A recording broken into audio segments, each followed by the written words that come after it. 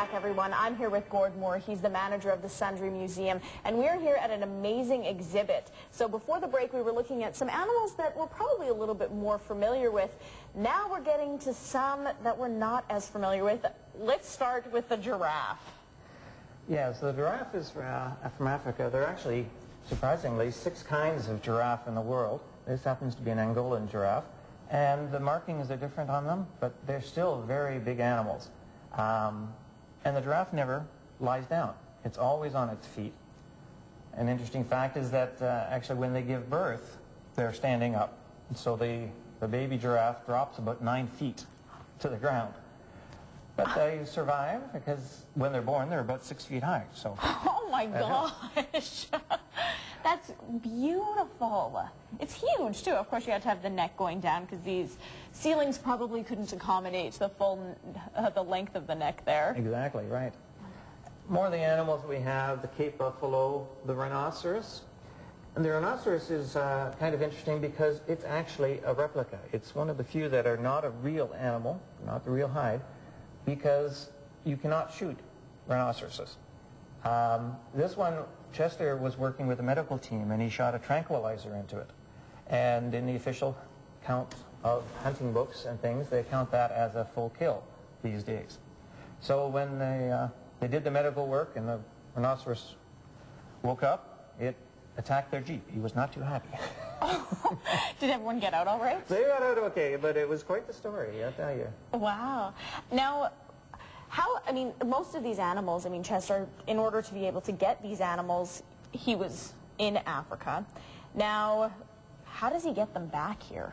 It's quite a process. The animals are taken there and the hides are tanned and preserved over there, and then we have to go through the paperwork.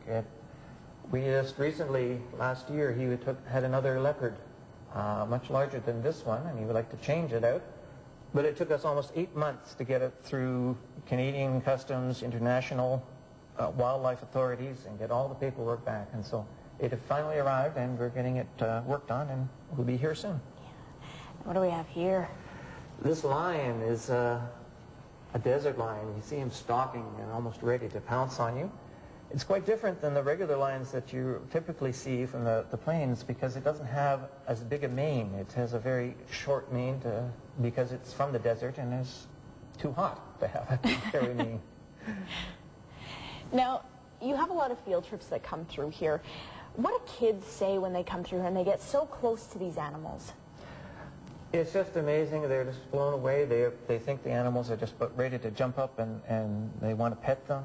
It's just quite surprising. And a lot of kids say, oh, I'll be all afraid of all those animals and everything. But no, when they start learning about animals and the beauty of nature, they're really just fascinated and get right into it.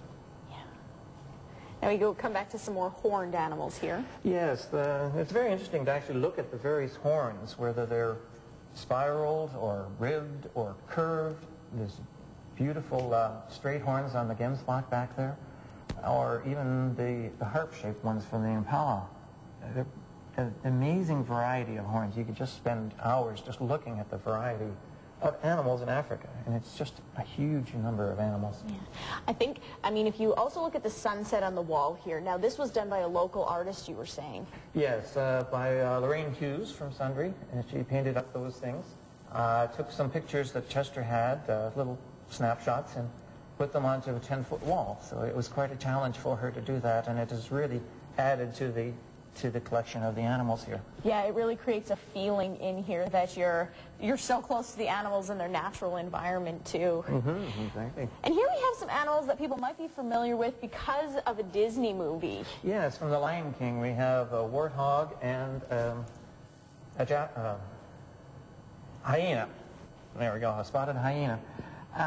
They're actually fighting here together because in the wild they actually do. They fight one another for territories and for dens that they live in. And that hyena, it has a bone in its mouth. It couldn't actually crush that, could it? It can crush that. It is an animal with one of the most powerful bites in the world. It's about 7,000 pounds per square inch bite, they figure. I don't know how they managed to test that. I wouldn't want to have that job. No. But he's, again, a very vicious animal, but this is how close you can get to the animals. Wow. Then we have more of these lions here too. More lions, a little different arrangement of them, and you see the male and the female. Wow. They're beautiful. Now, you were saying that their eyes are glass. I mean... As part of the taxidermy, yes, the glass eyes have to be glass because the eyes can't be preserved. And there are various colors and shades and types of eyes, and the taxidermist works very carefully on and gets the right kind of eye for the right animal. They could definitely create a feeling. I mean, if you're looking at these lions, I mean, she's intensely looking at whatever's in front of her there. Mm-hmm. Very, very intense. Now, if we cut over to the corner here, we have the zebra and and we have the crocodile. Now, this crocodile's real. That's a real crocodile. It's about 15, 20 feet in length here, and it has been preserved and mounted that way to show that it was attacking the zebra here. This is a mountain zebra, and then we're heading into the sort of rainforest area now, a more wet area. Yeah. Now, this elephant, is it real? No, it's not real. It's a replica. Again, it was actually made in California by the same people who did the animals for Jurassic Park. It's made out of foam and things like that, and was shipped up here and put together. But it is the actual size of the elephant that Chester shot. Wow. We weren't able to do that. We do actually have pieces of the elephant. We do have, as a footstool over here, one of the elephant feet. And it's, this is actually tanned elephant hide. This is the elephant foot. Wow. And something that's very interesting is the bottom of the foot. It's a very unique pattern, and actually good trackers can actually tell which elephant went by just by the pattern on the bottom of the foot. It literally is a footprint, just a giant footprint. That is exactly huge. Right. Well, if you're wondering how exactly they are able to mount these animals, coming up after the break, we are going to go to Mountain View Taxidermy and talk to the man who mounted a lot of these animals. Thank you so much, Gord, for allowing us to come here to the Sundre Museum. Stay with us.